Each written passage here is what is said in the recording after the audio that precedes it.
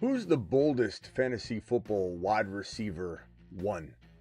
The boldest, the deepest call that we could come up with. It's not going to be comfortable. We're not going to be sitting here going, oh yeah, that makes a lot of sense. We're going to be digging kind of deep for a top 5 wide receiver, maybe, disguised in some respects. And some people are going to say, Smitty, that's, I think on other channels it might be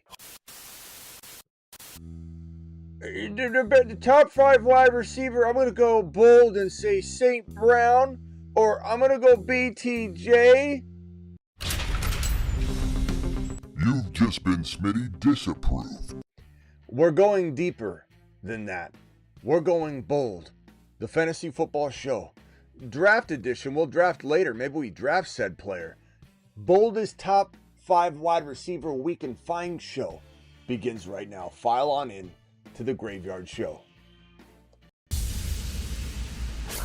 Live from the FantasyFootballShow.com studios. It's the Fantasy Football Show.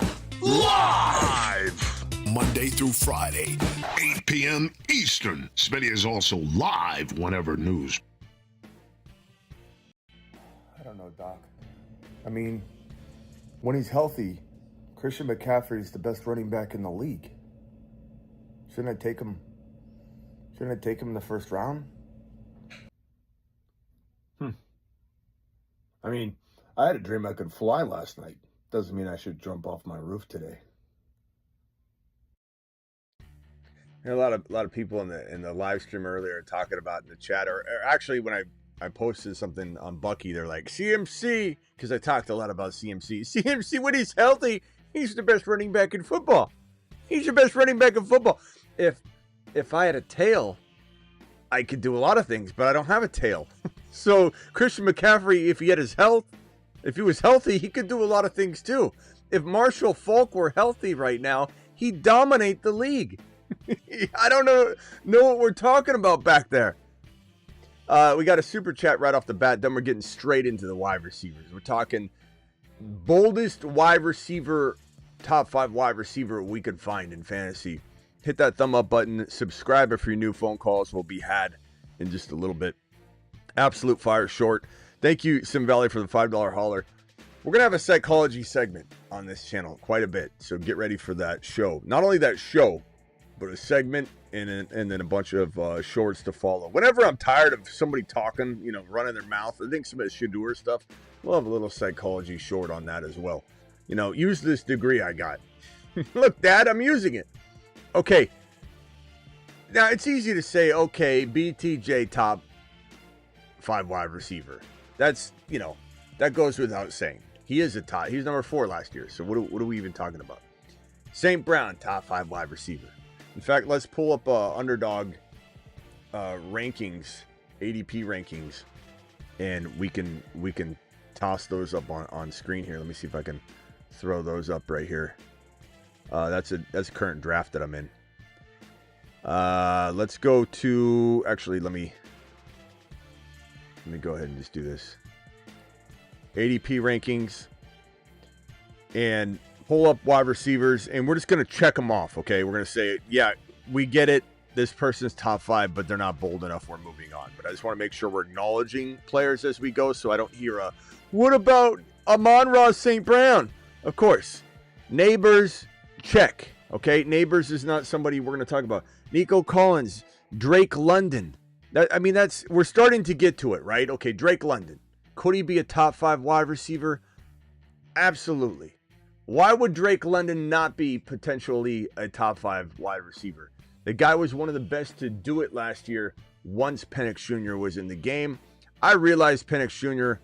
was only in there for a handful, but London was easily producing what equates to top 5 wide receiver numbers. So, yes, London is definitely, he fits the bill, but that's not bold enough. So, not on my watch are we ending this search right here.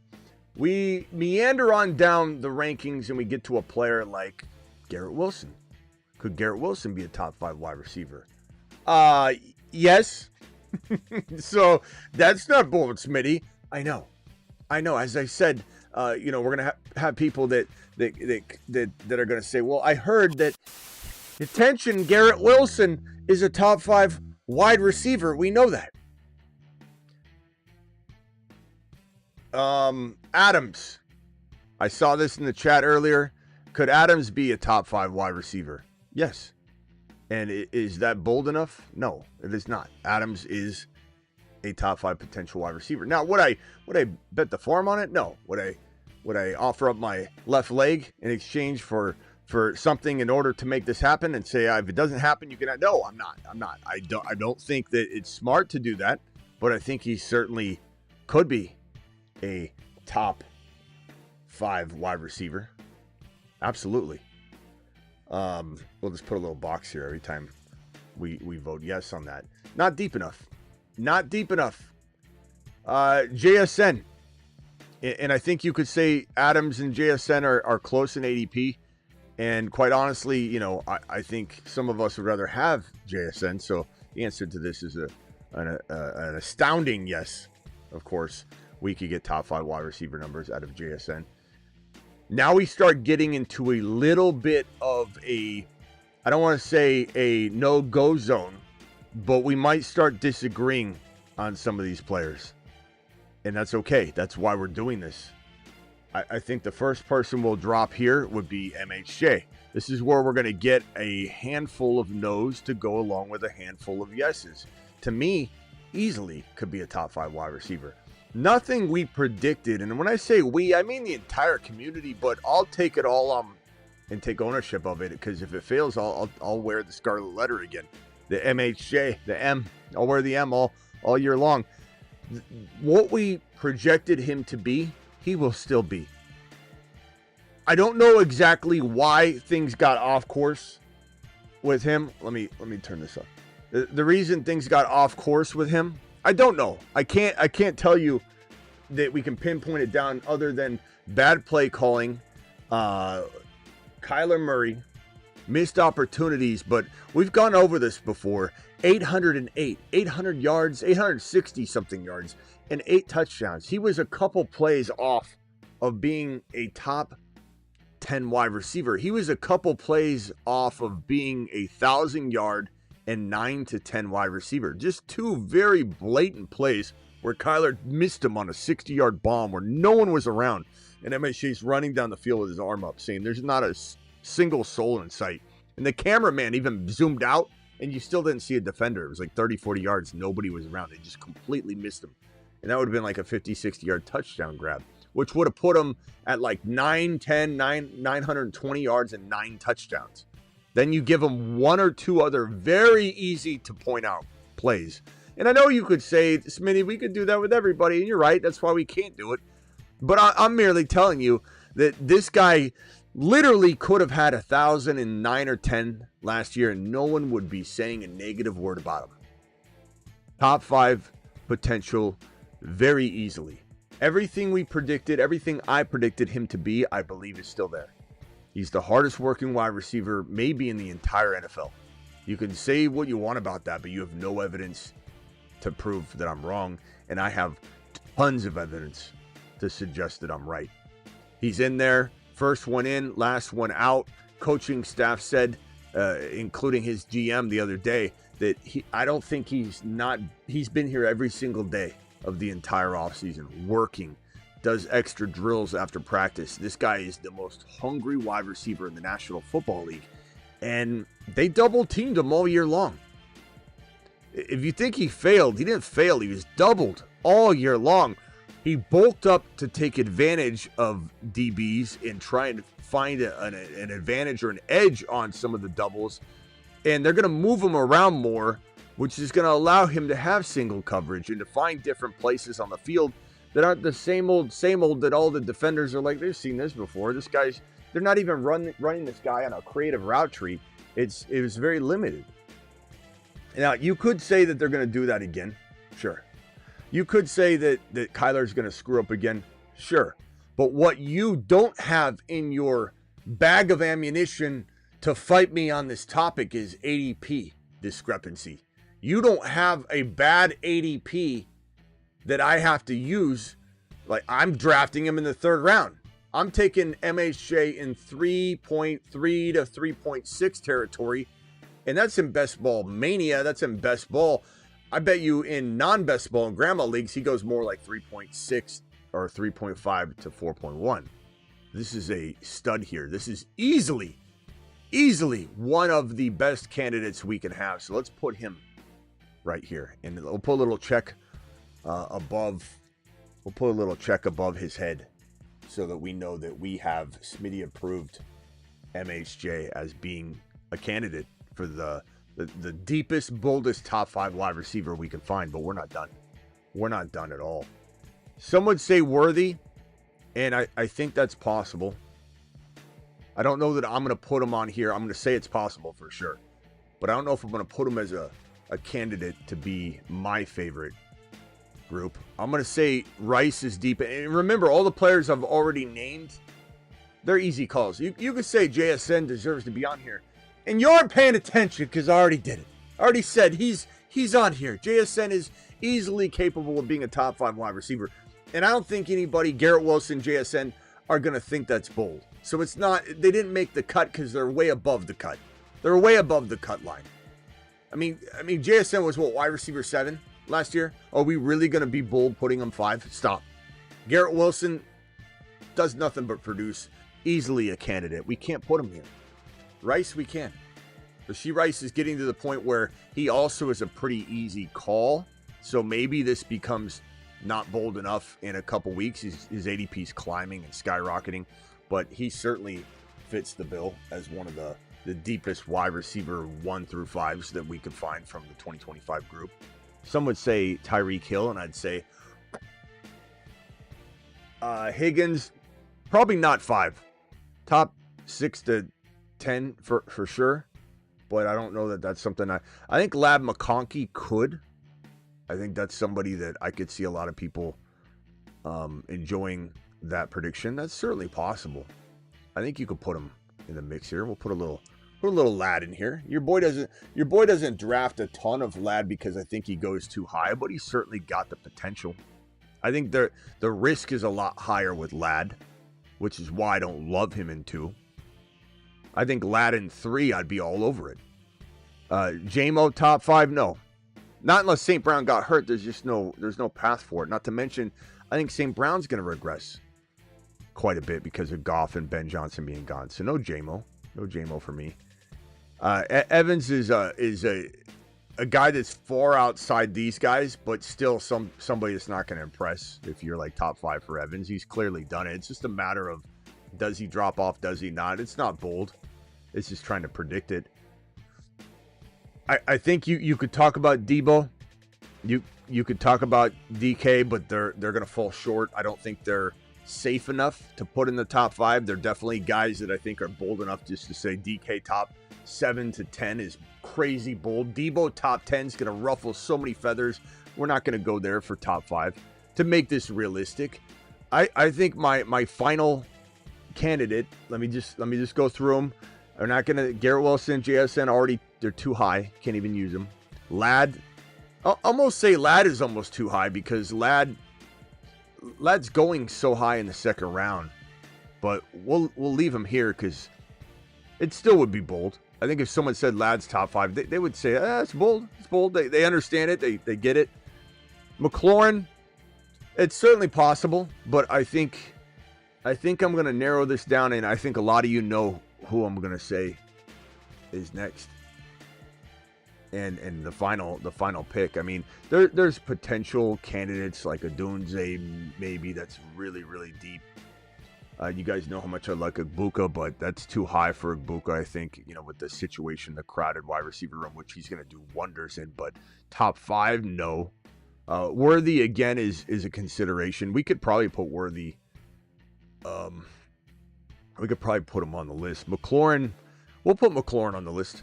I think he's definitely similar to Lad. He's kind of almost a guy that gets taken a little too high, even though I think this potential's here. You can't have Lad and not JSN. Yeah, you can, because Lad goes a lot higher than JSN, my boy. That's what I just got through explaining to you. you guys know what I'm going to do. Number one candidate and my winner is the guy on the, I mean, it's how much easier, how much easier could it have gotten? It's right in front of your face.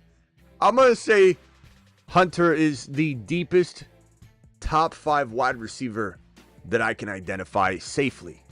I mean, I could come out here and say, you know, I think,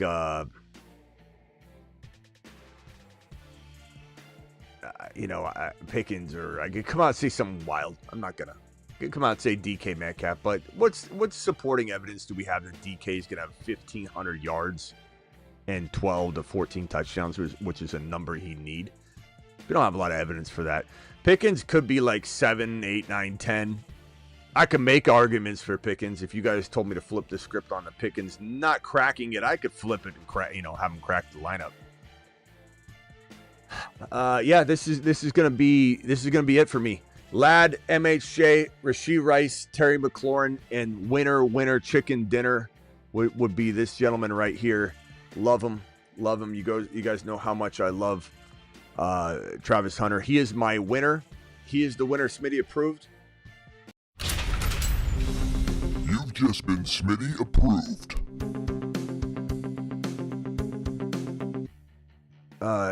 Are these picks really bold picks? None of them would be a surprise to me. You wouldn't be surprised if Rice or Hunter were top 5 wide receivers, Detroit. Come on. Those are pretty bold moves, my boy. Those are really, really bold takes. JJ, Lamb, Jamar Chase, and you have BTJ and Neighbors. Like, there's 5 guys right there that are inside the top 9 overall.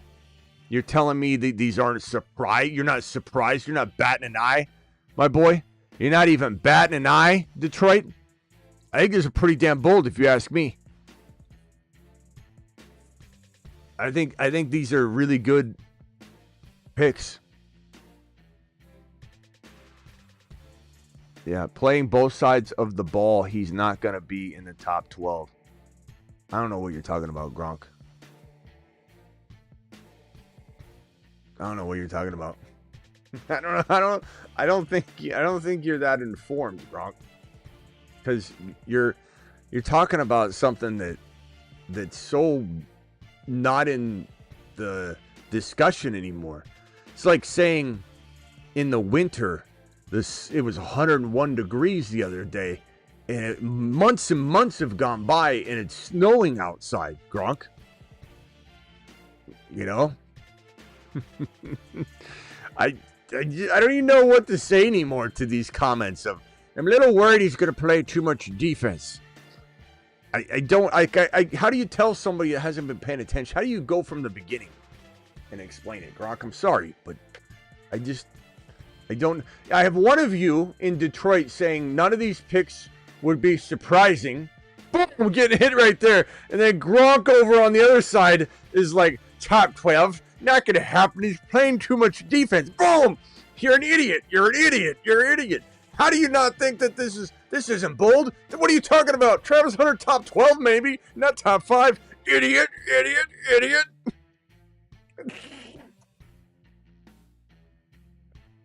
You guys see the world I live in?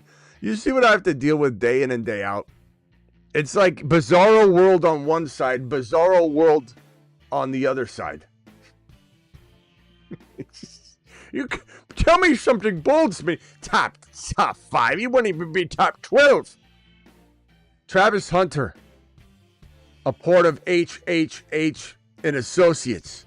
In a jam, call HHH and Associates. Triple H and Associates. Locations on Earth and Jupiter.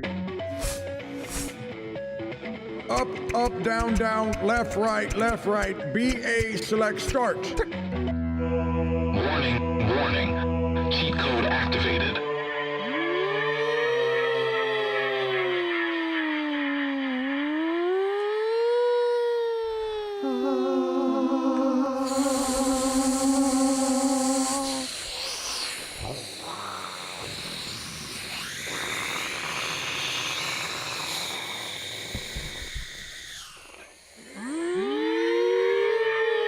Warning, warning.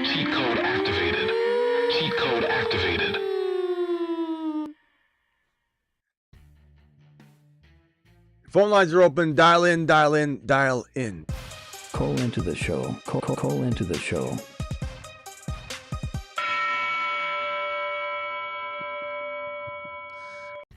Oh, man. You know, it makes me laugh a lot of the time. You know, how people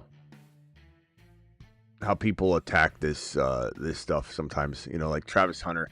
I don't know what it is other than, I mean, the obvious is that you were against it and you need a reason to hang on, you know, to the anti-take. Sutton, top 5. It's possible, Vader. It's not going to crack my list of, you could say, reasonably bold. Like, these are bold, but they're completely within reason. Like, I'm not going to come out here and just go, oh, it's going to be J-Mo or it's going to be DeAndre Hopkins. You know, like, I could get bolder, but it has to be meaningful, accurate, likely in the case of at least the way I see it, you know. And I think all of these guys are pretty extreme. Given that I said JJ, Lamb, Jamar Chase, BTJ, Neighbors, St. Brown, who was 2 last year. You know, London. Like, those are 7 guys that these guys got to knock off 2 of them to get in there. And even if you just narrow it down to Jamar Chase, JJ, Lamb, Neighbors, BT, or St. Brown, BT, I mean, you got to take one of those guys out. That's bold. Hunter as a rookie getting in there, bold. MHJ as a quote-unquote bust from last year and not going to, you know, get back to the levels that people thought he could be, or get to the levels people thought he could be, bold. Lab McConkey getting overdrafted in round 2, well behind all those guys, still bold. And then Rashee Rice, who just crept into round 2 in best ball. He's going round 3 in non-best ball. McLaurin. McLaurin's my least favorite because I believe Debo is going to take a lot from McLaurin, and I think McLaurin has a natural, you know, regression in touchdowns. But, yeah, I don't know how you could get any more bold without compromising the helpfulness of this task and exercise, or diminishing the likely outcome, you know, or throwing something out that just has a very low likelihood of landing. I want to land it. I want to have one of these guys be top 5 or 6 so that we look back on this as an accurate and helpful exercise. So, other players, again, you could get me to talk you into listening to a spiel about Pickens or something, but that's just a little too deep into the wide receiver pool. Travis, you're live. Yeah, I think while I like Rice better than Worthy still, I could see a world where Worthy is the guy. And we can does it. Mostly because we saw him do it in the playoffs and at the end of the season. So in a couple different environments, you know. Yeah, I mentioned him. That offense going at full gear. So I mentioned that would be sure. So we'll put him on there. But what's to say about Mahomes? What's to say about Mahomie? Yeah. I mean, you could say the same thing about T. Law, but Mahomes is 5 times the quarterback, 10 times the quarterback T. Law is. So you give Mahomes what T. Law is getting, or you give Mahomes what Mahomes is getting. Both are the top 4 wide receiver rooms in the league. They're both top 4, top 5. Mahomes is going to go ballistic.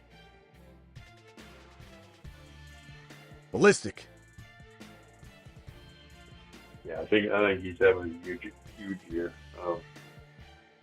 Another one I was going to ask you about. I don't know if it would be so much bold because he's done it before. Hey, real quickly, Travis. Let's jump into a Best Ball Mania.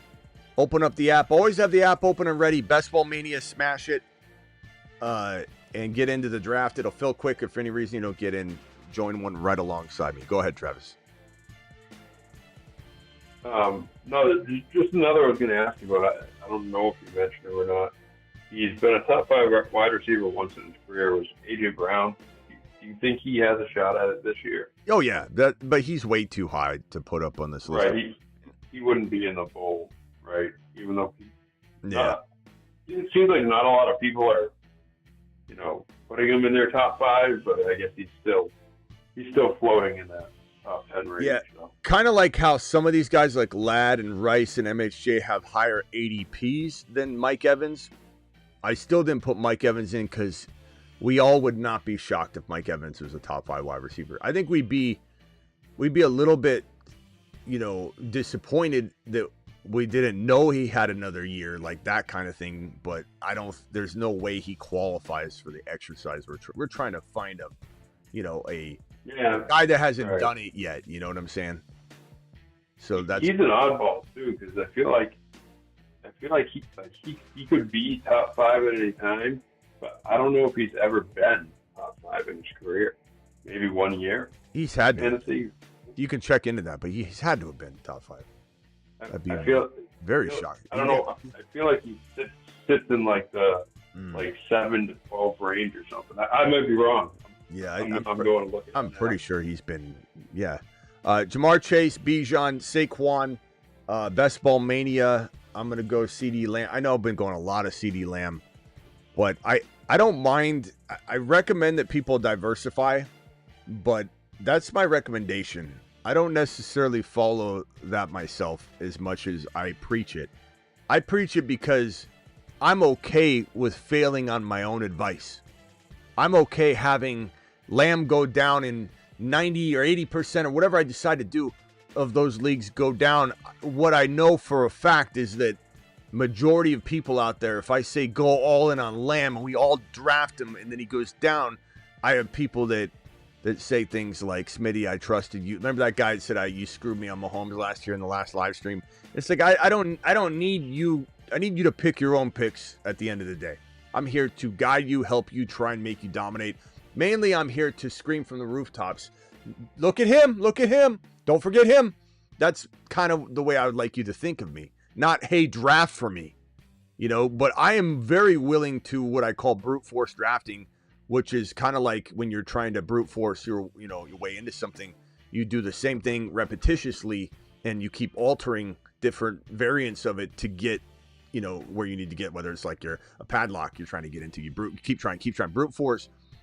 So this is the same thing here. I'm brute force drafting in a lot of ways using CD Lamb.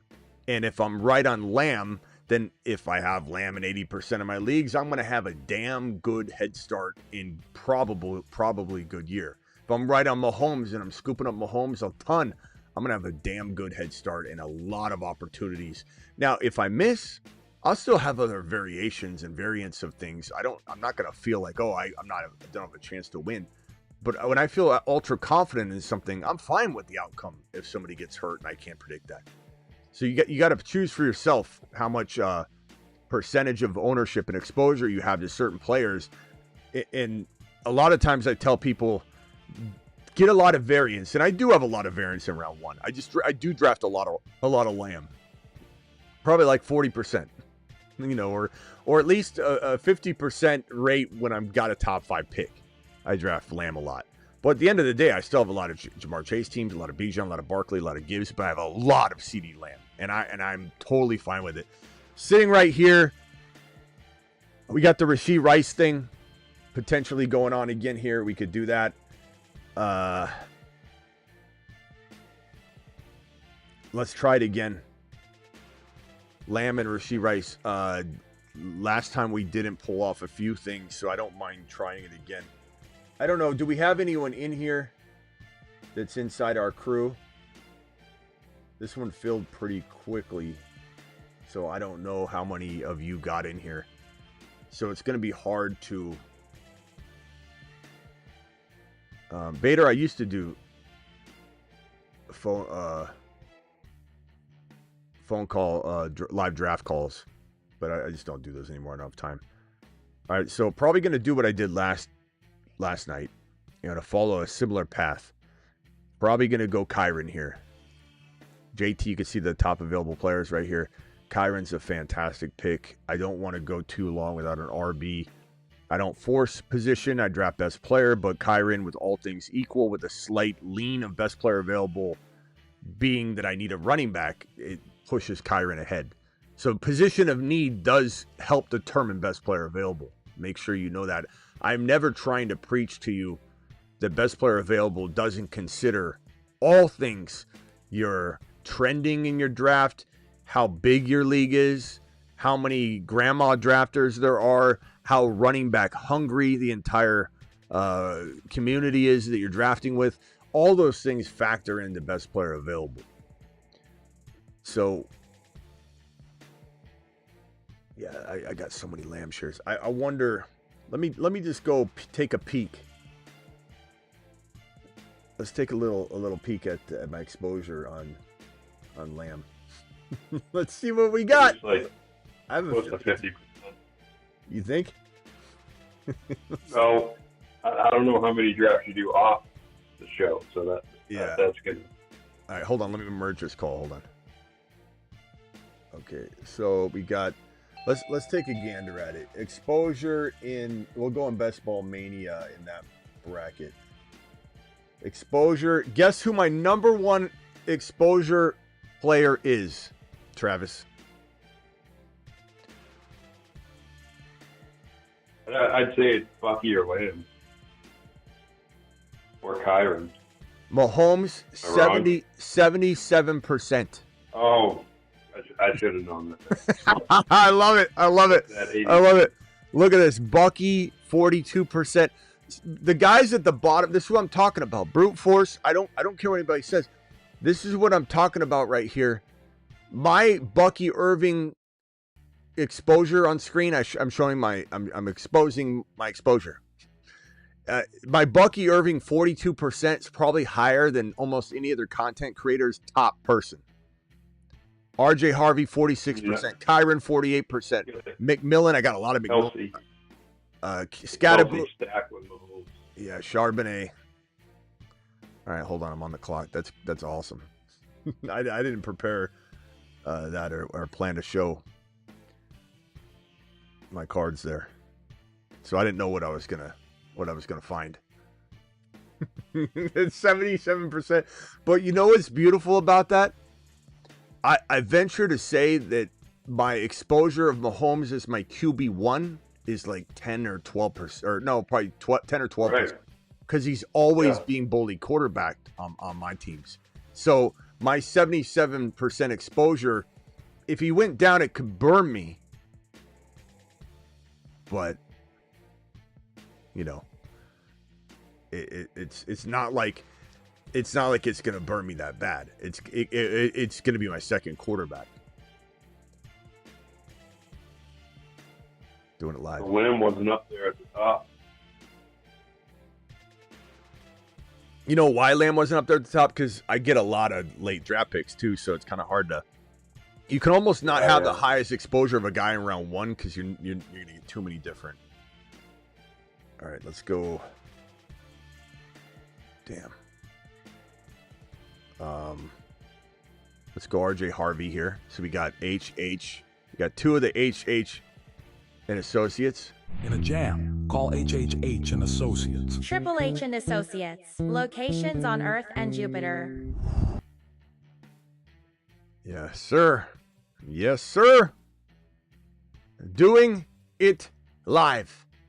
All right, DJ, real quickly, because I'm going to have to cut you off, so make it short if you can. Try and tighten it up, because I'm going to be back on the clock here in a second. So go ahead. Real quick, you're live. Real quick. You can hang on the phone and stuff. Maybe, yeah. Go ahead. I would throw maybe Jameson Williams and maybe jumping into the top 5 if you're thinking in terms of Xavier Worthy. Of course, I would have him ahead of him. Notwithstanding the OC, but maybe Jameson Williams and I mentioned him. I mentioned him and said that's a no-go for me. I just think as a second wide receiver, maybe not even the second option on a team that lost Ben Johnson, lost their center, and maybe Goff turns into a lesser version of himself this year. I just don't see it. Now, if Amon-Ra got hurt, yeah, that could be a situation. Who do we got? I could agree with that. So 11. I just think from an explosive standpoint and how they use them, it's not too dissimilar. Yeah, I mean, there's a lot of people that think that. So efficiency. Yeah, a lot of people that think that way, and I understand. I get why, and believe me, as somebody that this guy took Bo Nix early. At 5th round, that's our boy. It's just so high. That's the highest I've seen Bo Nix go. His ADP's so far down there. I'll never understand that. Why you would reach so far ahead of ADP on Bo Nix like that when you're almost. I mean, first of all, you could have got him at 62 very easily. Why'd you take him at 59? Second of all, you easily could reach for him massively at 83, let alone at 62. I don't know if that's one of our people, but bro, you gotta use the ADPs to your advantage, my boy. Man, Trey Henderson went. Who's that? That looks like a. I don't know. Maybe that's not a. It could be. That could be. That could be a The Fantasy Football Show person right there in the 9 spot, taking Trey. Damn it.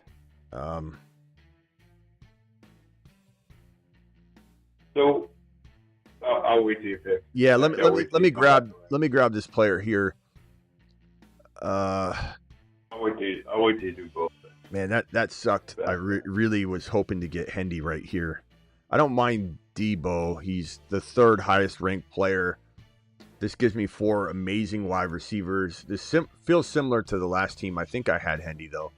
CeeDee Lamb, Rashee Rice, Kyron Williams, Travis Hunter, RJ Harvey, Debo Samuel. Where did Worthy go? 36 overall. Yeah, so I couldn't have got him at that 45 pick. The other last night we got him at 45. So we were able to get Worthy too. So this will be a slightly different team, but that's okay. I mean, honestly, if I got Hendy here, I might not have Debo, and I love Debo, so I'm fine with this team. I just got to make a call here whether I'm going to allow. I can't allow Mahomes to go down to 93 overall when his ADP is son of a. Okay, well, next time I'm gonna have to start a draft before. Jeez, thanks for sniping that, Bell. Thanks for sniping that. Literally, Mahomes, I would be taking him literally like 10 to 15 picks early, and you step on the madness, bro. This is why we can't have nice things. This is why we can't draft together half the time. Jeez, bro. Okay. Well, there goes that plan. I still love the team, but I got one of you taking Knicks at 59 overall when he's literally a 9th or 10th round player. And I got one of you taking Mahomes probably 15 picks early while we're trying to do it live. I mean, you want the pizza party or not? Jeez. I mean, you want the pizza party or not? I told you, I win $2 million. You get a $20,000 pizza party. I mean, come on, bro.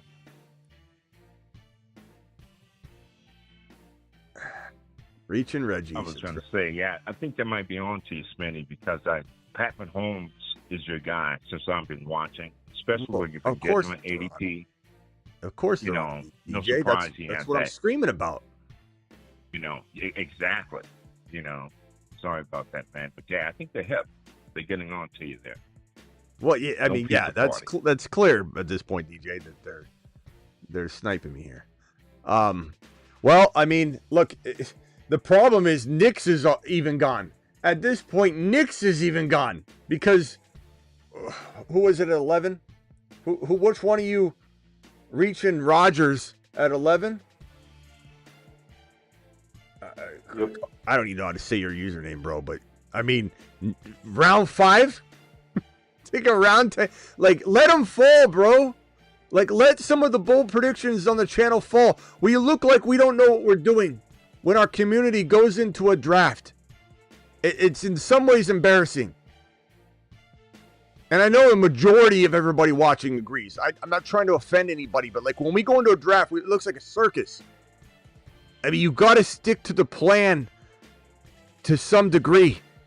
And where was Ibuka's ADP? Because I feel like that was potentially out of pocket too.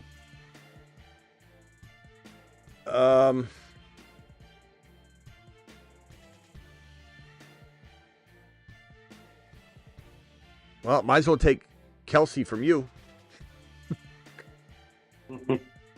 At this point, bet that stung.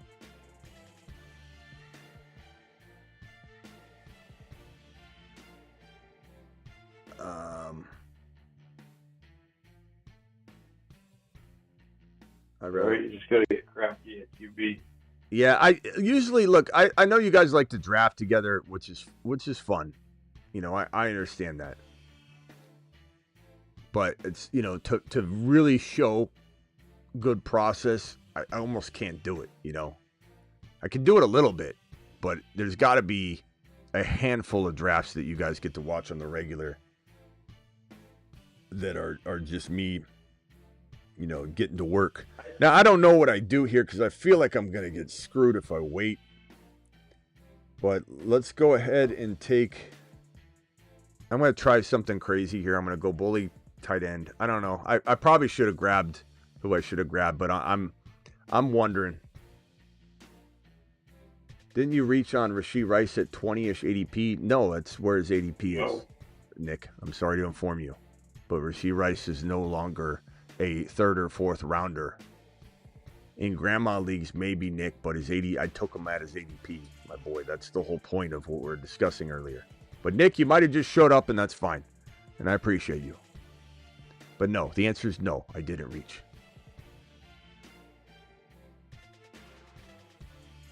Vader, appreciate you, bro. But I'm curious to know. Still a good team. These people that reach like crazy, are they doing this in all their drafts? Because I know they do a ton of drafts. Most people. I don't know, man. Every draft you reaching like a maniac, because all that does is mess up ADP. You get less. Yeah, it's called the foot in the door phenomenon, or it's called the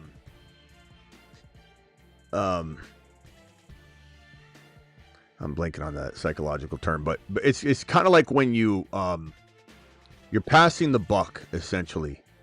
Like you're driving on the freeway, right? And it's the whole freeway is down to a crawl, and you're like, what in the hell's going on? And it takes you like 10 minutes to get through this little section you're crawling.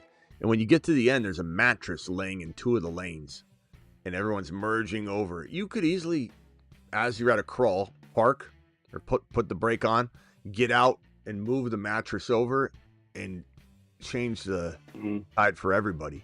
But what do a lot of people do? Just as soon as they get to it, they drive around, they keep going. I think that's what people do with this reaching stuff, is they think, oh, it's not going to affect it. It's just me. I'm just going to take him. But, you know, to take Bo, what's Bo Nix's ADP? Let me go search on his ADP. But like, that is, even if, let's say you needed him for a stack, you can wait literally, like you're burning your own money. You're not hurting anybody but yourself. But let's see here. Hold on. I'm almost on the clock here.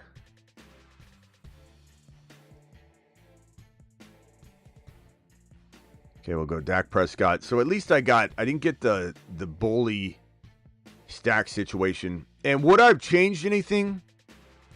Knowing that I wouldn't get Mahomes, like, meaning is my draft still fire? I think so, because you look at Rice, Ladd, Garrett Wilson, Trey McBride, Marvin Harrison Jr., Devontae T. I got Kyron anyway. I don't really think Rice is out of place or anything. That's his ADP. So, honestly, my team's still straight fire. I'm not mad. I wanted to accomplish something today, and it didn't get done, and we're still smashing. Lamb, Rice, Kyron, Hunter, Harvey, Debo, David Montgomery's a fantastic third running back. Travis Kelce, Mark Andrews, Dak Prescott. Still feel really good about it.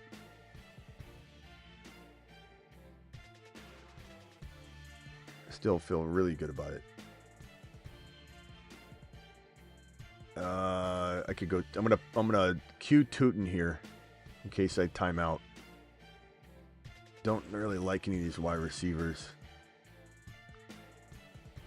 I'll go Bashal here. And then Damn, did Isaiah Likely already go? Oh, God, the Bo Nix guy. What's Likely's ADP?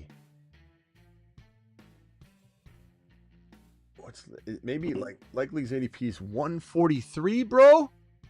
What are you doing? What are you doing? 30 picks ahead. What are you doing, bro? Who is that? Give us your YouTube name, bro. What are you doing? You're throwing money down the drain.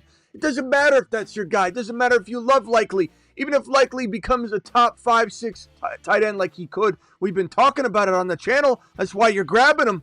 Why not grab him a lot later? Why not get him 2 spots later? Like, what are you doing? 110? 110 when his ADP's 150 roughly. I mean, you could wait 2 or 3 more rounds and still be reaching like a Roger, bro. And your Bo Nix 98 overall. You took him at 59, bro. 90. You should have taken Bo Nix 3 rounds too early at 86 overall, where your Tyrone Tracy pick was. You took Bo Nix. You could have waited 3 entire rounds and still been reaching like a madman on Bo Nix. Like, what are you doing?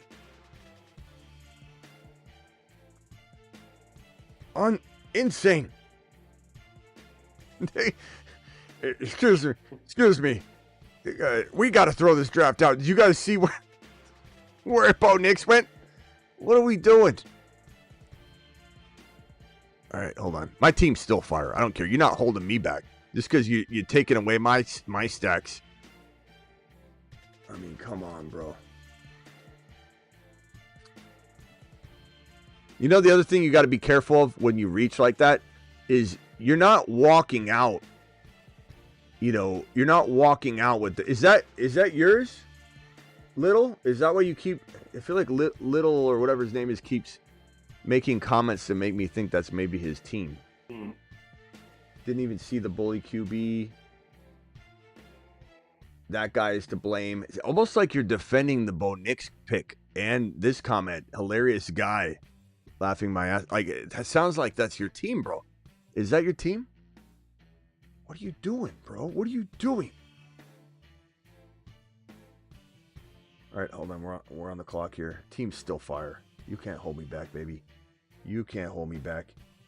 I got RJ Harvey. I'm going to go JK here. So my runners are strong as hell. So let's scroll. You draft Ayuk over Olave? No, bro. Come on. Stop with that nonsense. All right, so we got CeeDee Lamb, Rashee Rice, Kyron Williams, Travis Hunter, RJ Harvey, Deebo Samuel, Monty, Travis Kelce, Mark Andrews. I was going to grab Likely, but the Knicks owner over there grabbed him 50 spots early. Dak Prescott to pair with Lamb, Bashal, and JK. A really good squad. At the end of the draft, click on his team and see how many guys he reached on. I'm curious. Well, first let's take like a lot. Let's first take away his Bijan card, like recommended in the chat. That's for sure.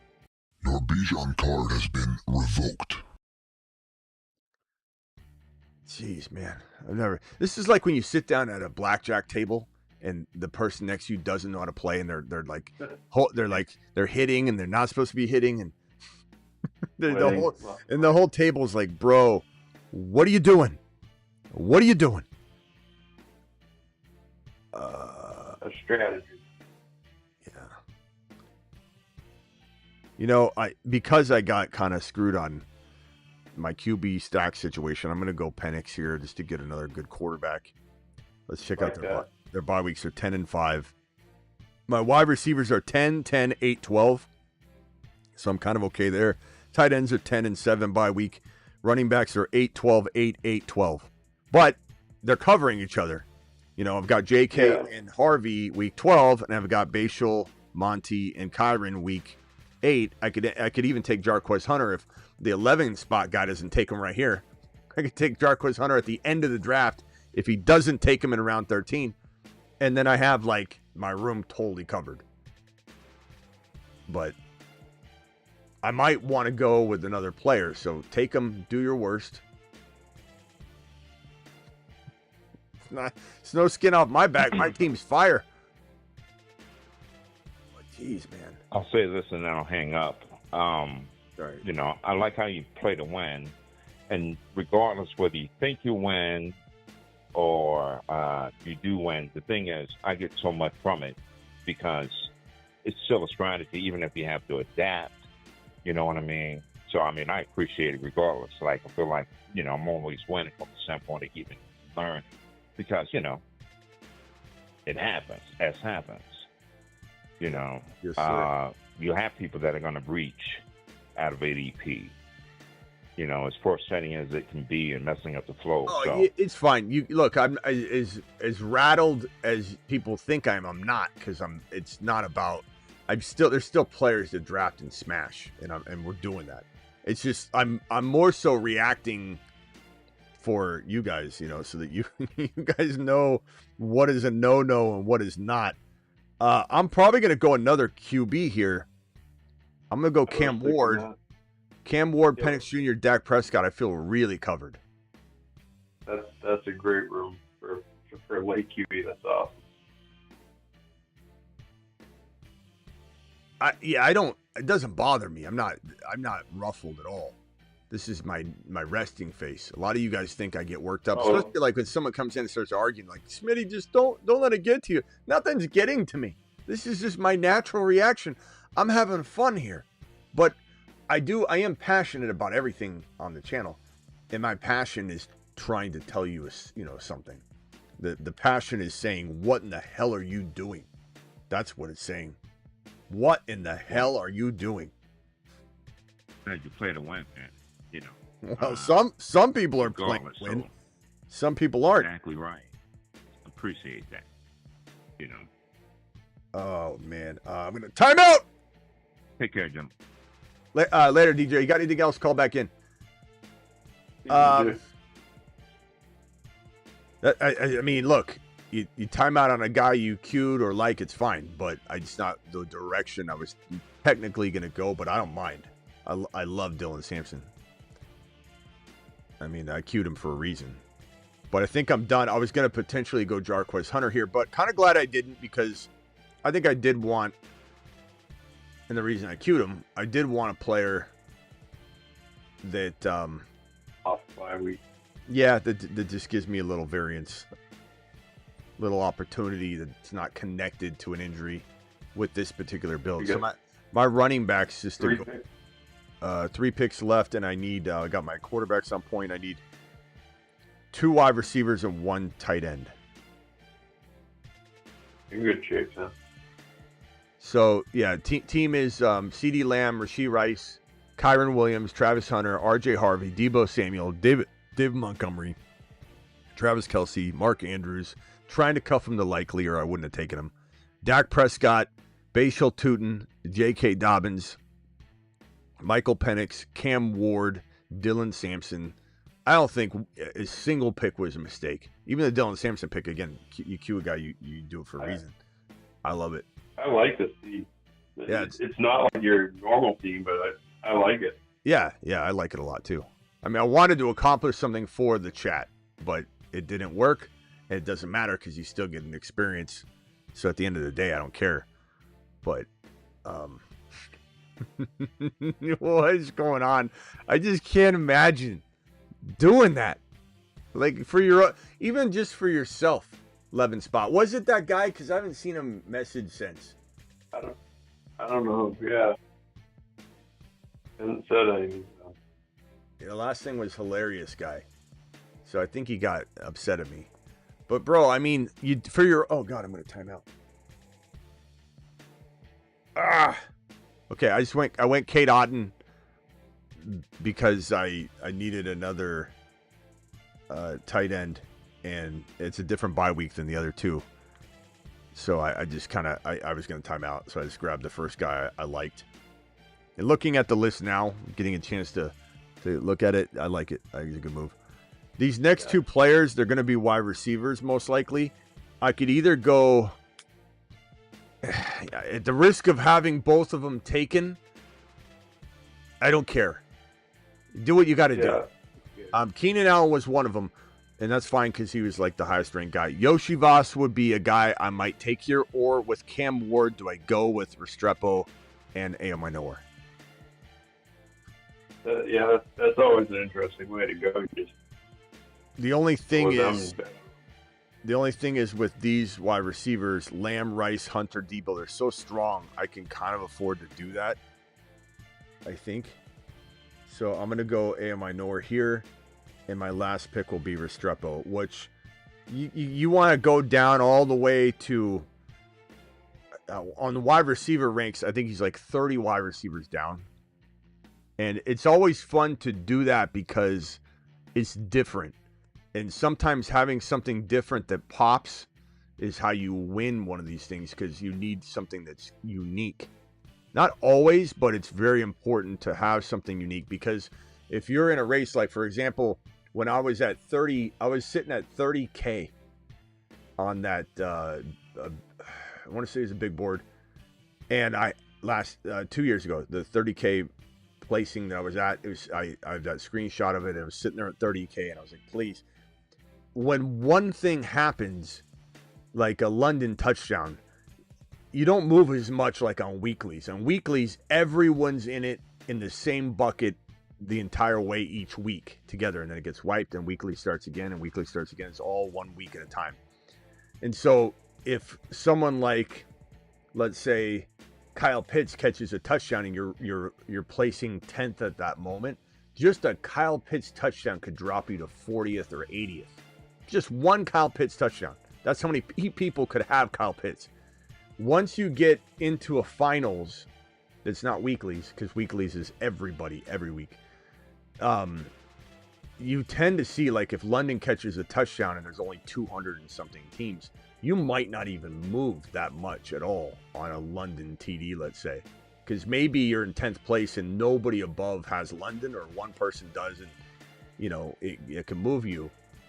But if you have something like Cam Ward and Restrepo does become an elite player, you know, you've got no chance. No one's got a chance against you that week, in, let's say, week 17, if Cam and Restrepo are going off. Like, you're going to be the only one with that production.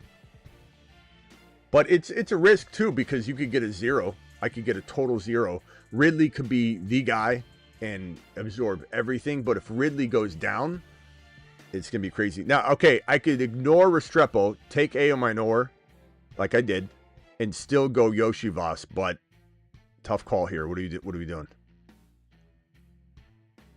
I'd pair up the Tennessee guys, but okay, we'll go Restrepo. Either way. I like it. I know you have quite a bit of Yoshi Voss already, right?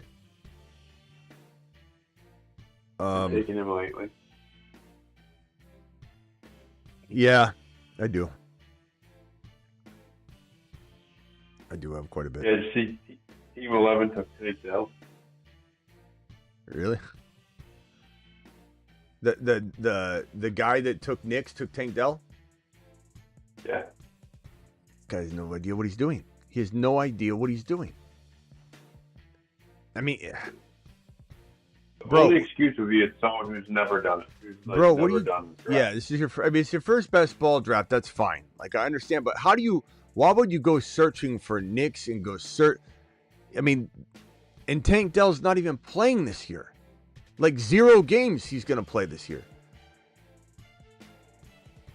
I mean, I just don't know what you're doing, bro. And I know you're in here. One thing I was wondering, and I'm not calling him out. Nick in the chat said something about, I'll have to try that. This format's new to me or something. And I'm not saying it's him, but, like, if it was him, okay. Yeah, I mean, if you're new, speak up. But, like, I want to try and help you too.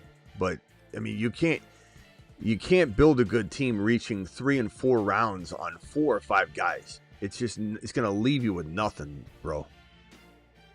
I mean, jeez. Okay, Anthony, appreciate you. Remember back in the day when you made T-shirts live? Yeah, it wasn't that long ago either, too. But yeah, hi, Super Chatter. of the day, I'd make a T-shirt live on the show. I don't have time for that kind of stuff anymore. That was fun. That was pretty good, bro. I think I was even before Travis's time. Yeah, that was funny. I made a T-shirt live and sent it off to people. That's funny. That would have been awesome. I gotta go back and find one of those. Yeah, that's great. All right, now in the chat, that Lil guy said, "I'm 11." He did? Is he though, or is he just trolling? I'm 11. Okay, bro. And it's not Nick.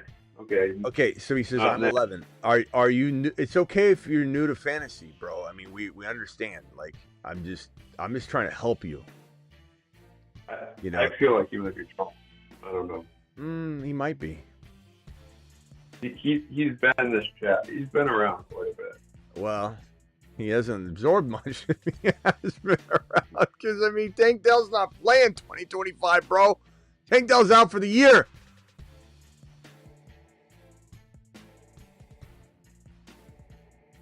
Anyway, I don't know that I'm going to do another one because I got to work out tonight. But we took our boy Rice. We took our boy Hunter. We got two of the boldest top 5 wide receivers on the team. I'm excited about it. Looks pretty good. Dak, Penix, Ward, Kyron, RJ Harvey, David Montgomery, Tootin, JK, Sampson. Got Lamb, Rice, Rasheed Rice, Travis Hunter, Debo. Got Kelsey and Andrews and Kate Otten. It's looking good. I'll take some more phone calls, but yeah, I don't know if I'm going to draft again tonight. If you guys want to draft right now, Underdog, code Smitty. Code Smitty doing it live. Do that. Also, join the Patreon right here. Weekly winners, maybe we'll do that tomorrow. Maybe the 11 spot will want to jump in.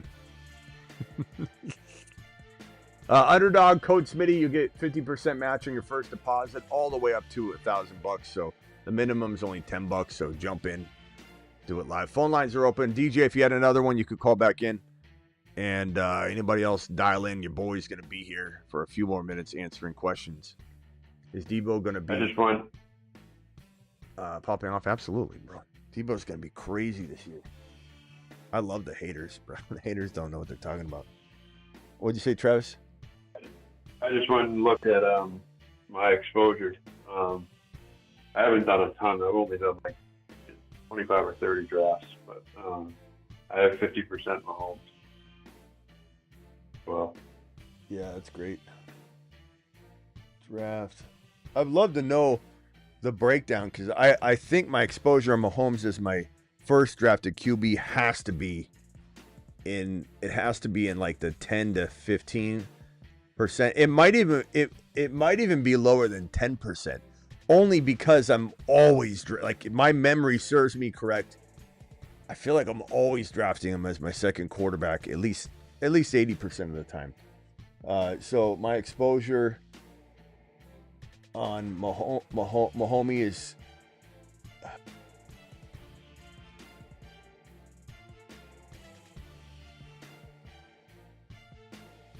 hold on, I clicked the wrong one. So my pre-draft exposure, or my pre-NFL draft, so before the draft took place, Patrick Mahomes 60%, Zach Charbonnet 49%, so that hasn't changed. Kyron Williams with Blake Corum 48 and 47%.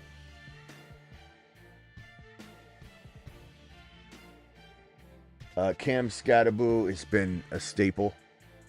It's because he's so, cheap. Jordan Whittington was in my top 20, that pre-NFL draft. So there's one of the things you could say there's pros and cons to drafting early. Cons are you're going to have stuff like that happen, but those are all the early drafts. And it was only 30%, but he's in the top 15. Kelsey's high at 34%. Debo at 32%. Malik Neighbors 31%. Bucky Irving 30%. Rasheed Rice 30%. And then let me go back over to, that's pre-NFL draft.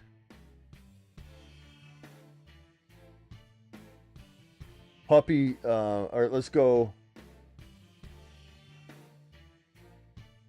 Superflex. Harvey. Jeez. Oh my God. Look at this one. I got Joe Flacco in a lot. Well, I only did 15 puppy super flexes. Oh, yeah. The ADP. Shador, Flacco. Yeah. But Agbuka 50%, Mahomes 50%, Debo 62%. I'm working my way up on this one. Kelsey 62%, Fannin Jr. 62%, Charbonnet 62, Jalen Milroe 75. And this is on a 15 draft. This ADP, this exposure is on a Superflex 15 draft. Yeah, my exposure is a little skewed. RJ Harvey's I don't have a draft overall. RJ Harvey 75%. Okay, so on the one that matters, the post NFL draft best ball mania exposure list. This is the one that matters the most. This is the one I showed a second ago. Let me put it back up, actually. Where is that at? I think it's right here.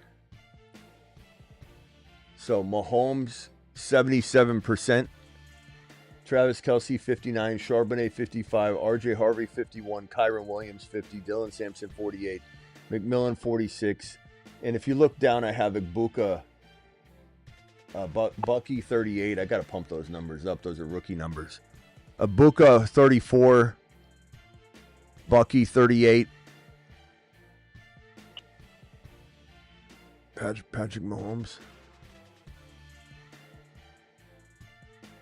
Yeah, I have a lot of Mahomes and Knicks, and then Mahomes and Prescott, and Mahomes and Penix. Like, when I waited on QB, and then I have a few of those where Mahomes is my second QB, which like you said, that's like the ultimate strategy to bully QB because there's so much safety built in there. I need more. I still have a high percentage. Travis Hunter's 31%. That's still a high like the majority of all people.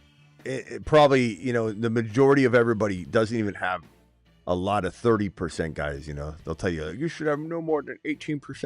I mean, 31 Travis Hunter's a lot. I need to get that number pumped up though. Trey Henderson 31, CeeDee Lamb 27. See, there's a lot of Lamb. Besh, Minor, a lot of Minor. Garendo 25, Achan 25, Likely 22. This is best ball mania still. Yeah, this is the mania. Yeah. Garrett, this is a comment that Garrett would make, by the way. Debo looked like Shrek running in that video, bro. Garrett. Then don't drop. Yeah. We need Garrett. Leave him for us, Garrett's Garrett. a good ADP. Garrett, leave him for us. It's fine. Garrett, I got a little homework for you. Go to Debo Samuel highlights. Okay, Garrett, I want you to do something. I want you to truly do this. Go to Debo. Just leave the show for a minute or leave it, playing for view's sake. Pull up on your computer or on an iPad or something. Pull up Debo Samuel highlights and tell me if he's running any different in game than he is right now. Not in just the one clip. Pull up some other Debo practice highlights. Don't just use the one clip that somebody grabbed when he was jogging. Kittle even addressed it. Kittle was like, bro's jogging. What are you talking about? There's other Debo clips as of yesterday and the day before where he's running around. You tell me if Debo is running any different in those clips than he is in live game action. I don't think you realize Debo doesn't run very fast in game. He's he scampers around. And he's like Derrick Henry in that way that like players come up to him and he just rolls them off. And there's no way to tackle him. Debo Samuel highlights, he's ushered out of bounds by 4 or 5 defenders or he's in the end zone. That's why he's one of the best yak yardage players to ever play the game, let alone in this league right now. But watch Deebo Samuel highlights and tell me he's running full speed. He's not. He's got blockers and he's got ushers that are taking him downfield. Deebo's gonna ball out, bro. These people, I love it. I love it. Garrett, I knew you'd say something like that, Garrett. I knew it. You say you haven't been a hater lately. And I know you say you dropped one of the highest super chats, at one point you did. And I appreciate that. And I'm not mad at you or anything, but like you do kind of come out of the woodwork to only say negative things half the time, it feels like. Even in a super chat, which is generous of you, but you sit there and wait, and then it's like you're trying to school me on something, Garrett. Like I don't sit here and do this all day long for a job. This is my job. You don't think I've seen Deebo clips? And like you come in and you're like, bro, there's a clip of him. He's looking slow, bro. I know all about the clip. We've done live streams on it, Garrett. We did a live stream reaction on everybody's overreaction on Deebo Samuel's clip of running very sluggish and he's holding extra LBs. Calvin Ridley, overrated or underrated? It's a great question, Brandon. I think he's probably in between. Yeah, I would say about where he should be. Yeah, which would be a better way of saying it, I guess. I don't know. DJ, you're on the phone still? I'm sorry. DJ, you there? Yeah, no, I was just listening. Two things. In between. With Deebo, AP, the junior son he is, they'll know how to use him. He's going to be touching the ball. He's going to be running the ball. He's going to be awesome. A lot of touches. And then your thought on Collins. Nico, what's your share on Nico Collins? I don't know what my percentage, I would say low as hell. It's not that I don't like him.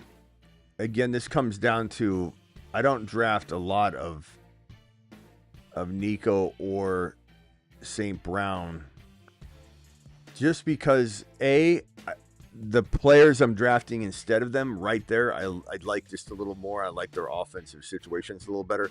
I'm not saying St. Brown's in a bad offense. I'm just saying St. Brown lost his center, his offensive coordinator, who was the lifeblood of the entire team. Because let's be honest, Campbell is just a rambling motivator. It's kind of like he's like Gary V on the sideline. Like he's not architecting as much as he's speaking. Like that's Campbell and Ben Johnson is. I mean, I don't know how this is gonna go. And I think that you just St. Brown's gonna have regression in touchdowns probably. And I'm not saying I don't like St. Brown. We love St. Brown. He's an original Moon Man. But I find myself with Nico and St. Brown just kind of looking at these other players right there. So I don't dislike Nico. I fear injury mixed with Stroud, mixed with bad offensive line. And that gives me an offense that doesn't excite me. And when things are even and close, I lean toward offensive explosive, capabilities. Yeah, so, but I guess Wilson. I guess you take Wilson over him at ADP. Garrett Wilson? No, Garrett Wilson's like a third rounder. Nico goes like in round 1, 2. Right, but in terms of those that you're drafting in front of Nico Collins and second round ADP, in that third round, Wilson, you would wait maybe for Wilson as opposed to grabbing Nico. Yeah. That second round ADP. Yeah, so like if I could grab Bowers instead of forcing Nico, or Bucky or Achan instead of. And I know a lot of people might say Nico's a baller. I love him. You're crazy. I'm not saying anything negative about him. I'm just saying when push comes to shove, I'm not drafting a lot of Nico because I find myself gravitating toward a better situation is all. I'll take St. Brown. I own St. Brown. I've definitely drafted Nico and St. Brown. I'm not I don't have an aversion to it. I'm just telling you the reason why I don't have a lot of shares is because it's kind of like Christian McCaffrey. I can't draft McCaffrey because Bucky and Achane will always be available when McCaffrey's on the board for me. Always. So I'm never drafting McCaffrey, ever, until he falls to like a territory where it's, you know, we're living in bizarro world on bizarro world, you know. Garrett says, has to be the reason I'm in the Mars Man this year. I think that's off of this chat. I speak my mind just like you do, no hate. Okay. Thank you, Garrett. Appreciate you. You won the Moon Man League. The Moon Man League? Yes, sir. Nice job, Garrett. Yeah, I don't tend to draft columns myself for the reasons that you said, and even with the ADP in the third, fourth round. Yeah, and I'm you know, it's kind of weird because he is ranked what, like 11 ADP. Yeah, it's just, you know, you get to like somebody could jump him in your you know, your wide receivers that you think might jump in the top 5. I think somebody does. Yeah, let me go to the ADP. ADP 2025. Hold on. Okay. So here's the ADP data. That's not it. Look at McCaffrey. What are we doing? It's just so high. It's so high. Hold on, let me merge Gump in. He's been trying to get in all day. Hold on a second, Gump. I'll be right with you. McCaffrey. Okay. So once we get to 1, 2, 3, 4, 5, 6, 7, 8, 9. Genty's 10. Amon-Ra's 11. Nico's 12. I just like BT more than Nico and Amon-Ra because I feel like he's safer. I mean, the other thing too is Genty's falling to that 10-11 range a little bit more. There is a world where if I'm drafting at 12 and I have enough BT shares, let's say, I'm probably not drafting London and Achane or Bowers ahead of Amon-Ra and Nico. So if I'm at 12 tonight, let's say I'm at 12 right now on the clock, I would take Amon-Ra and Nico back to back. So there's a world where it happens. Normally when I get 11 or 12, somebody falls. You know, that's what I'm trying to say. It's not about that I would avoid them at all costs, that I'm predicting bust out of Nico, predicting bust out of Amon-Ra St. Brown. I find myself very often not taking them because I have a better option like Genty. You know, and when I get Genty, I like drafting BT with them for some reason. So I tend to do that. I've drafted London ahead of, I think, St. Brown before, but not a lot. And Gump, hold on 1 second. I'll be with you 1 second. How are you drafting Bowers, McBride over who? Great question. So Bowers, I would take over Henry. I would take, what was it? It was Bowers and who? McBride. Bowers over Henry here. Bowers over, I tend to draft him over AJ Brown. I take Achane probably more than I take Bowers. I take Bucky more than I take Bowers, but I do love Bucky, Bowers, and Achane. See, Bucky's right here. They're kind of my go-to second round players a lot of the time. Bowers, Bucky, Achane. Bowers, Bucky, Achane. Achane, Bucky, Bowers. Boom, boom, boom. Just constantly feel like I'm rotating those guys. I need to get some diversity. That's why if I was on the clock tonight in that exact situation, I was saying I would draft Amon-Ra and Nico and feel pretty good about it. I wouldn't have a problem with that. Side bet for the Mars Man League this year, Smitty. Garrett, if I accepted every side bet that people want to make me, A, I won't keep track of it. B, it doesn't, you can challenge me all you want to things. People do it all the time. It's people like to flex on it, and I just don't have time. Sometimes the Gump will call in and say something ridiculous, and I can't help myself for the content of the show to be like, yeah, I'll write your name on my arms, Gump, if you get that one right. But you Garrett, people challenge me every day. Oh, you're so good. Get in my league. It's like that doesn't do anything for me, Garrett. but I appreciate you. Gump, you're live. Yeah, I like Duck. You like who? Duck? The Duck. Yeah, the Drake London. That's who the number one receiver this year is going to be. The Duck. The Duck and get the Bucky. Get the Bucky and the Duck. What? Duck? The right back, Bucky, and get the receiver. Why are you calling him Duck? Why are you calling him Duck? Drake is a Duck. Oh, boy. The reach go. Huh? The reach. The reach? Hold on, Gump. I used to go... What, Gump? Hey, Kruger, what is a drake? A drake is actually just a male duck. So when you hear someone refer to a drake, they're talking about the male of the duck species. It's straightforward, but it's kind of... Is it straightforward, or is Gump out of line calling Drake London a duck? I don't know. Well, in Gump's case, I think he might just be having a with Drake London's name. Not a duck, though. I mean, Gump... Yeah, he's right. Yeah, he's right, but Gump... People would understand it. Yeah, a duck is usually like a lame duck. Like, why you want to reference duck when it comes to Drake? Not to mention, I've never heard it before. Well, you got to be a little bit of hillbilly to be thinking this way. You know what I'm saying? All right. I actually heard it. What else? The bottom line is the Duck is going to be the number one receiver. Yeah. That's the deal. Yeah. I just thought to tell you what I'm thinking. If you're talking about receivers, you notice I didn't talk Lions. I just said that's who I think is going to be the big stuff. Thanks, McBride. Yeah. Sorry, I didn't mean. You want to get? Hold on, Gump. Get Laporta.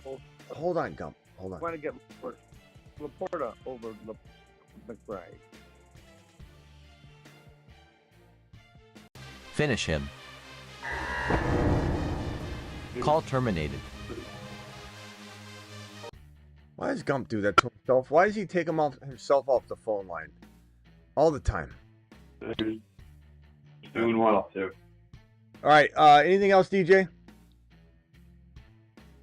Nah, that's it, man. Appreciate you guys. Hey, call him tomorrow, pal. Appreciate it. All right, Travis, anything else? Hey, DJ. I was just going to say, I looked up Mike Evans, and where is it? I have the page right here. He, over the years, he's an oddball. He's actually better in half PPR than he is PPR. He's been a top 5 wide receiver twice in PPR, and I knew he 3 or 4 times in half PPR. Yeah, I knew he was. I didn't know if you were asking me like anomaly questions and you don't really know the answer to. You're like, really? But I figured Mike Evans was a couple times top 5. Yeah, he's been so amazing. But yeah, I could see that being something I misremember and historically, and we're like, oh damn, he was number 6, number 7, number 6, number 6, number it could be that. That's something you could almost what other player in the past would have that kind of thing? Like Marshawn Lynch, for example. I could see him being 6, 6, 7, 6. I think he was top 5 a couple times, but that definitely those kind of players that just linger in that. That's what Evans has been. 7, 9, 11, 9, 2. Yep. A couple times. Last year was 14. Crazy that last year he was 14 in PPR, but 9 in half PPR. It's because he doesn't get 100 catches, So that's why it affects him in PPR. But it's amazing how consistent he's done. London over Nico. I mean, I've drafted London over Nico several times. London could easily be top 5, but that's why he wasn't in tonight's video. We're not going to talk about London being a top 5 wide receiver because that's the first player I threw up, or one of the first that I said he's easily top 5. That's not even bold. Bold is these guys. These are bolder, top 5 calls. All right, Travis, So, see you no, tomorrow. Yeah, What? I just had a quick question on London. We had talked about, like, in years past how London might have trouble breaking into that top 5, over his career. But is it because he has a QB like Penix now that can elevate him to that top 5? I mean, it's or is it just that he's gotten that much better as a wide receiver, or what elevated him for you from that, like, that like 7 to 12 range? Well, I mean, it's a combination. How old is? Because I agree. Ziggy, how old is Drake London? I mean, he's so young. London, he's 23 years old. 23 years old. July 24th, 2000. I mean, he's a year younger than Harvey. So, like, he's still so young. So that's partly it. He's been maturing, and he's so young. He's one of the more younger wide receivers, and so he's a great dynasty guy to go get. Actually, we should do a dynasty buy low Drake London show, because I don't think people realize he's 23 years old. He's born on July 24th, so that's coming up. So he'll turn 24. Yeah, but he's still so that's a good point then too, because like Ted McMillan, who obviously rightfully so gets some comparisons to him, they have similarities. But Ted McMillan's 22. They're only a year apart. London has 3 years on NFL. Yeah. But yeah, London, I used to do a dynasty show on him. All right, Travis, we'll see you tomorrow. Yeah, thanks, Smitty. Bye. All right, later. And then McBride, sorry, Hero. McBride, I take McBride at the end of 2, like the 2-3 turn, kind of when, like, you're taking him in late 2, like 23, 24 overall, because you can see yourself getting Kyron for sure in round 3, and you're comfortable with Kyron being in round 2. You know what I mean? Like, you could take Kyron at 23 pretty comfortably and be like, I don't care. And then McBride in round 3, and McBride feels like a steal. But if you've got to take McBride at 23, 24, or, the turn doesn't matter, but 23 or 22, and you still can get Kyron, then it's a beautiful reach. But ideally, like where you're winning a league, it's like anywhere in round 3. Just like Bucky, anywhere in round 2. HN, anywhere in round 2. I don't care if it's 2.1 or 2.12. Anywhere in round 3, 3.1, 2.12, like the turn. That McBride's almost, unless he gets hurt, guaranteed to be league winning right there. Just like super league winning, bro. Yeah, let's not call Drake London a duck anymore, because that means he's falling flat, bro. Drafted today from the 2, got JJ in 1, Bowers in 2, McBride in 3. I don't like that. I don't like going bully QB, Jaime, in underdog best ball from 2 and 3 round territory. That leaves you so thin.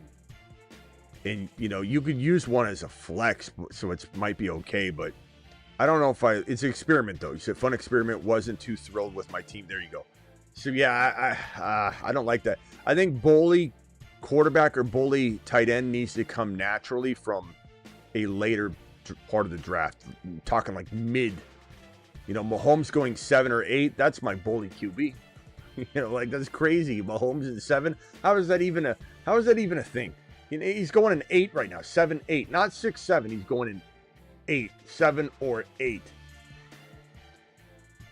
We need a Drizzy Drake London. We got a London animation, Hero.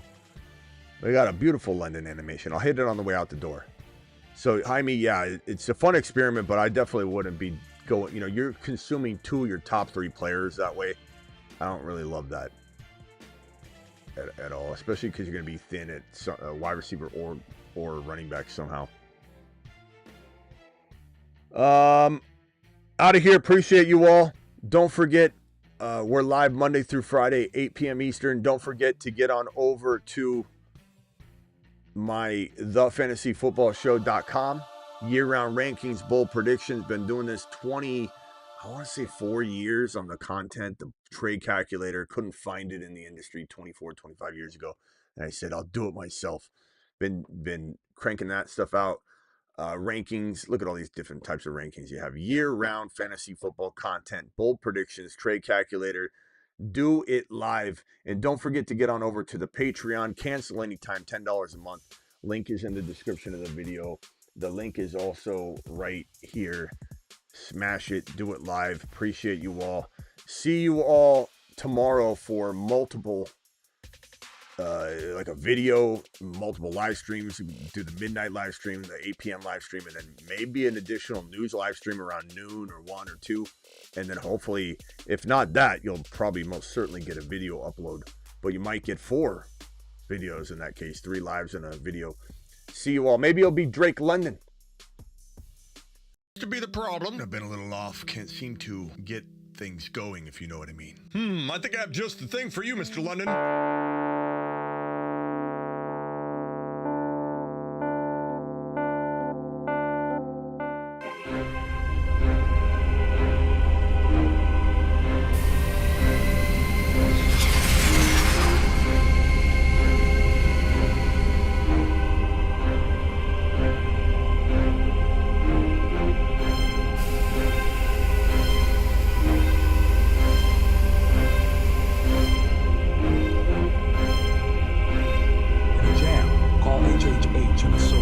Triple H and Associates. Locations on Earth and Jupiter.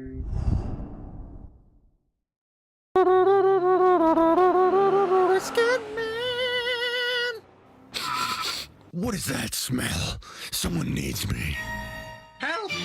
Help! I'm going to lose my fantasy week! Somebody help! Call the Scat Man! I am Scat Man. Who needs my help? Wow. Bang, bam, boom. To the moon. Now it's time to go pick up your mother. Hey, I'm Dom, and I drive fast cars, get hot chicks, and draft Ashton Genty double fist style with 2 cell phones at the same time. Why do I have 2 cell phones? One for looking up Ashton Genty stats all day, the other is for getting chicks. Live Monday through Friday, 8 p.m. Eastern. Additionally, live at midnight Eastern. Additionally, live whenever big news breaks. That could be 3, 4 live streams in a single day. It's probably almost guaranteeing you to. But usually you can say 2.5, maybe 2.5 to 3 live streams a day. And like I said to you guys earlier, this evening and tonight on the Graveyard Show, we'll be doing way more video uploads this year. So get ready for massive amounts of content. That won't affect the live stream schedule at all. This is just additional dominance. See you all later. Appreciate you.